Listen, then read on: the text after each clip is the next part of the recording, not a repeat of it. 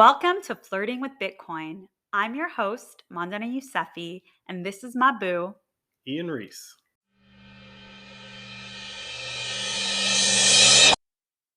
Hey, do you have a second? Can you quickly check that you're subscribed to our podcast? We're on Apple, Spotify, Google, and the Fountain app. And make sure you're following us on Instagram and Twitter. That way you know every time there's a new episode of the Flirting with Bitcoin podcast. Now let's get back to flirting.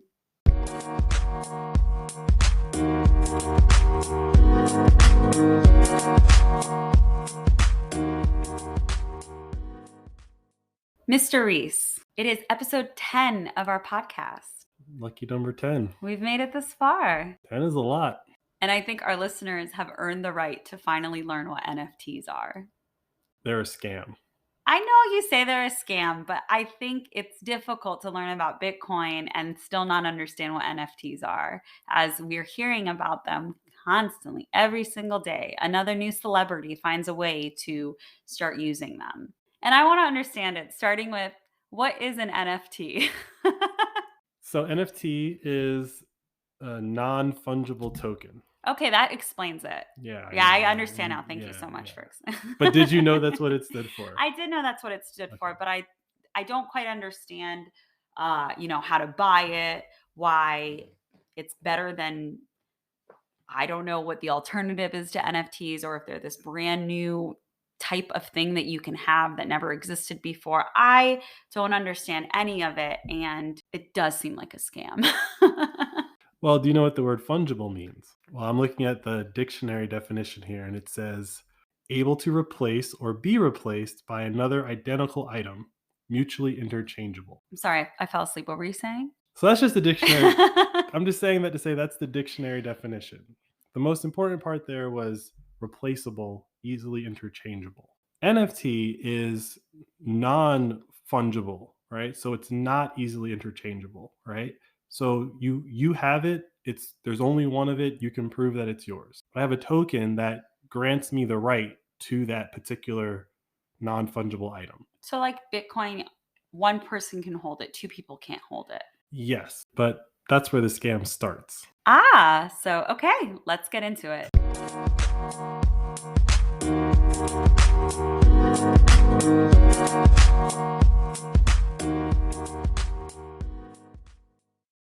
Okay, so how do you buy an NFT? NFTs are sold on various marketplaces. The most popular one is called OpenSea. And I have to use cryptocurrency to purchase it? You usually use the currency of the network that the marketplace runs on. So that means I could open a Coinbase account, determine the network that I want to buy an NFT on, and then convert my dollar into whatever that cryptocurrency is that NFT has to be purchased in. You would probably start by going shopping for an NFT. In order to own it, you have to use the currency that the marketplace says you can spend to buy it. So I believe OpenSea is Ethereum. Ether is Ethereum? Yeah. New slang, guys. We're learning. It's not slang. That's that's what it's called. Is it? Yeah. Oh, I didn't know that. Ethereum is the network. Ether is the cryptocurrency name. Well, now I know. You never taught me anything about Ethereum. Okay, so I go in a catalog. I identify the NFT that I want to purchase. Let's call it a photo of something or a drawing. I purchase it. What happens? You now get a token that proves your ownership of said JPEG, right? So I know you're not on Twitter, but Nope. but Twitter recently set Twitter up where if you have an NFT, you can make that your profile pic, right? And so since NFTs are non-fungible, if I have this profile pic, nobody else can have this profile pic. I could just take a picture of it. Yeah.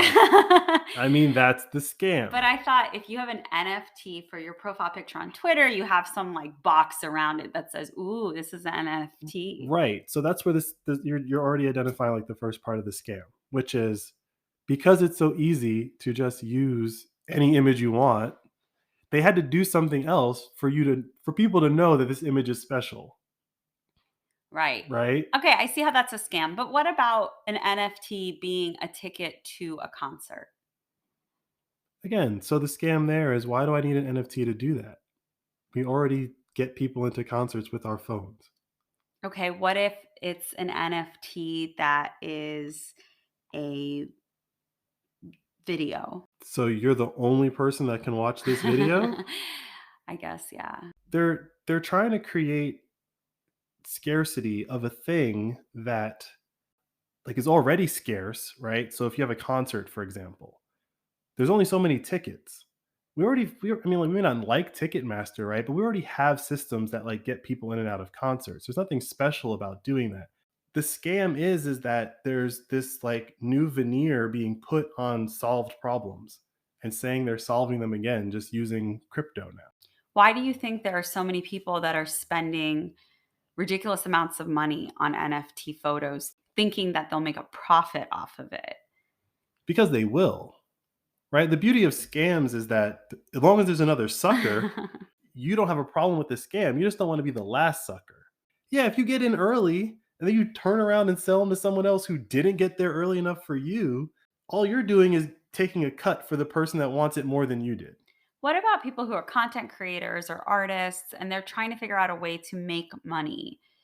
This does seem like an avenue that they should be pursuing because other people in their industry are as well. The Bitcoin community is actually working on this problem. How do me, the consumer of your creation, pay you directly without going through a middleman?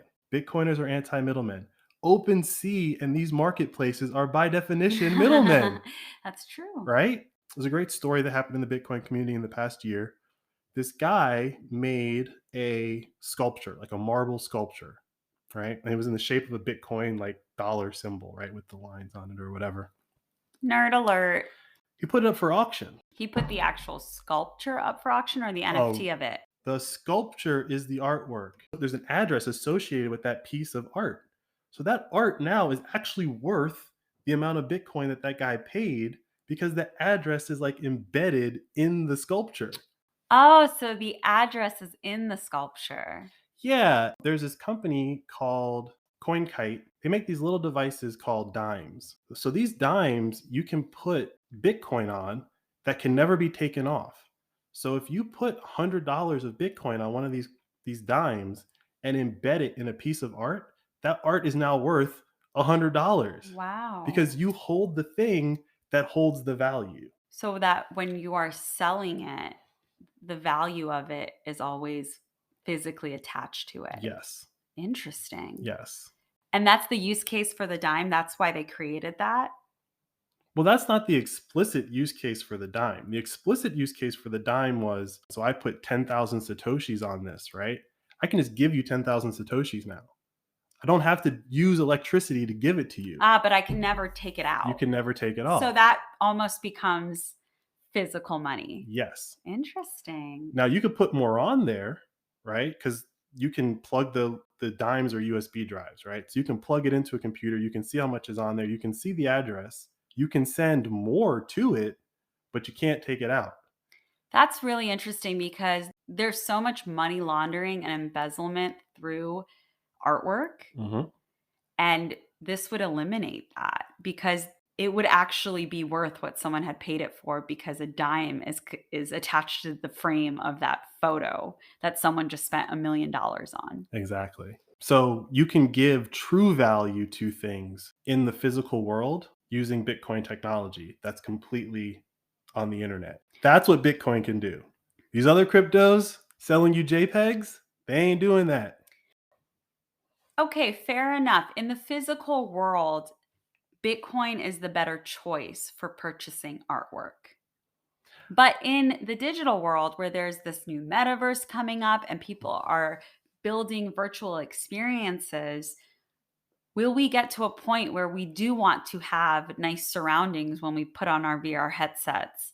And those nicest surroundings are going to be things that we need to purchase NFTs for? Everything until the NFTs part. 100%. You give people a 3D world, they're going to want to customize it. And I have no doubt that someone's going to figure out how to sell you things to customize your experience, right?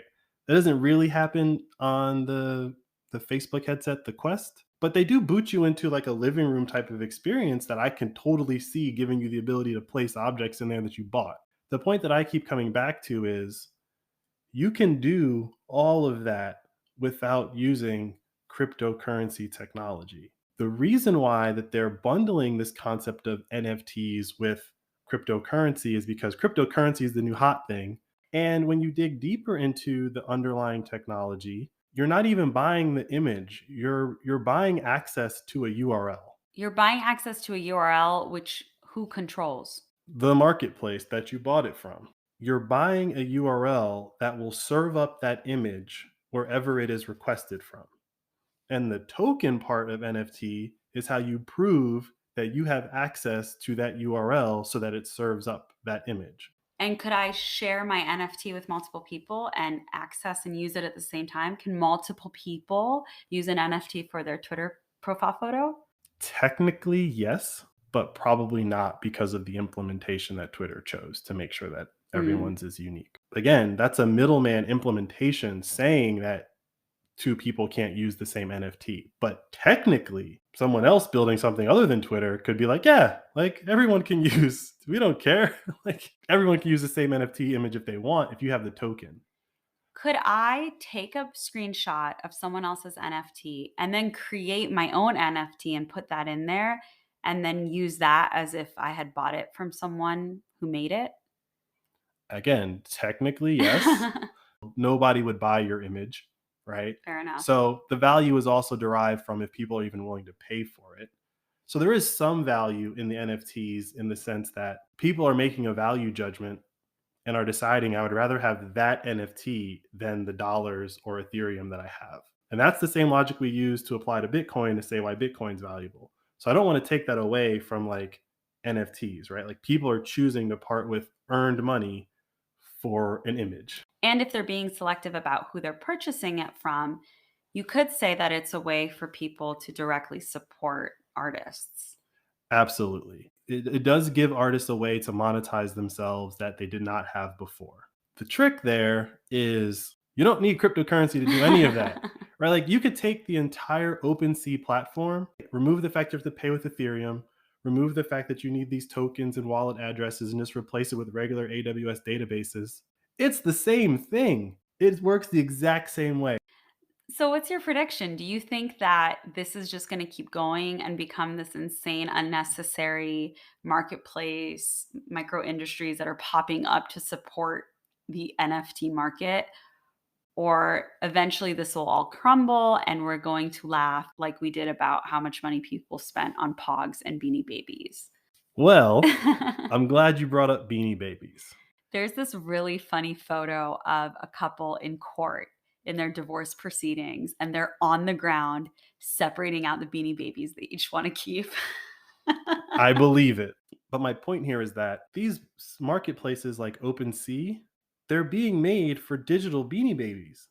That's all these are Beanie Babies. I'm not saying people didn't make money off of Beanie Babies. I'm not saying the Princess Diana Beanie Baby isn't still worth a lot of money today.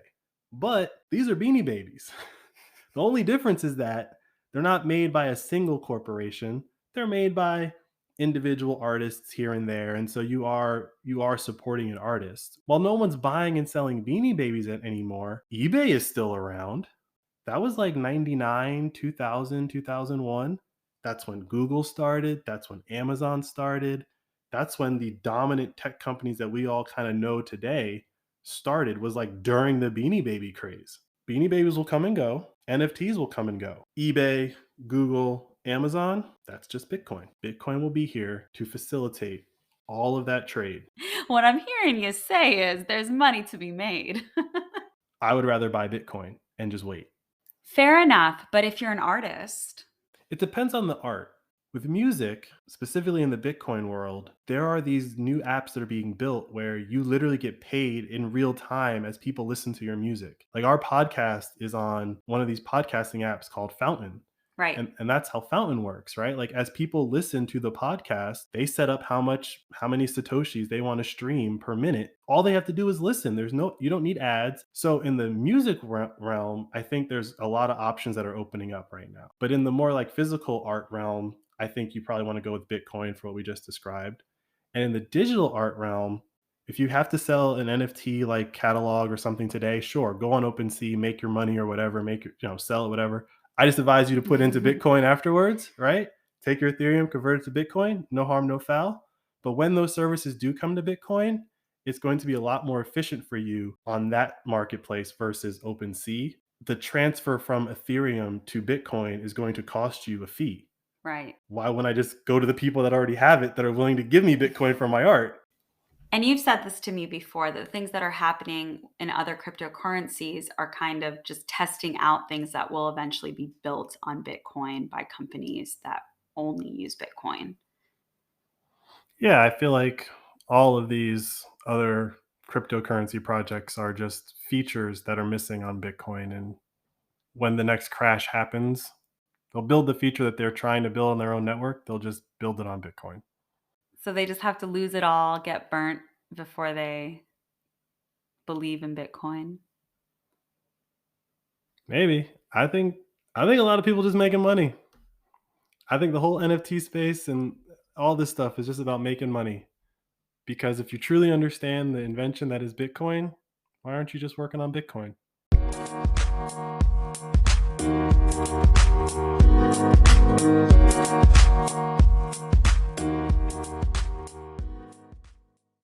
Well, babe, thanks for humoring me and explaining NFTs. I do believe you. They sound like a scam. You've made the case. At the same time, I still think I'm going to have FOMO when I see other people with NFTs on the internet and I don't have them. When NFTs come to Bitcoin, we'll have some NFTs. But right now, we're not doing it on Ethereum. Why would I convert my Bitcoin to Ethereum? So you're saying NFTs are a scam except when we buy them in Bitcoin?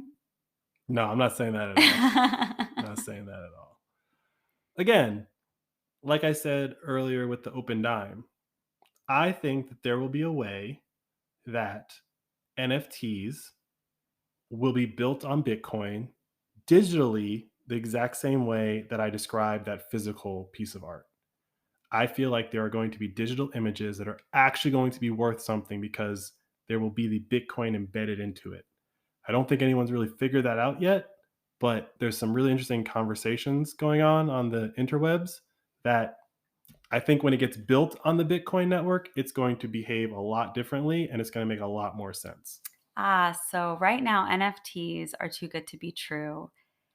And if you're willing to wait for it on Bitcoin, it'll be the real deal.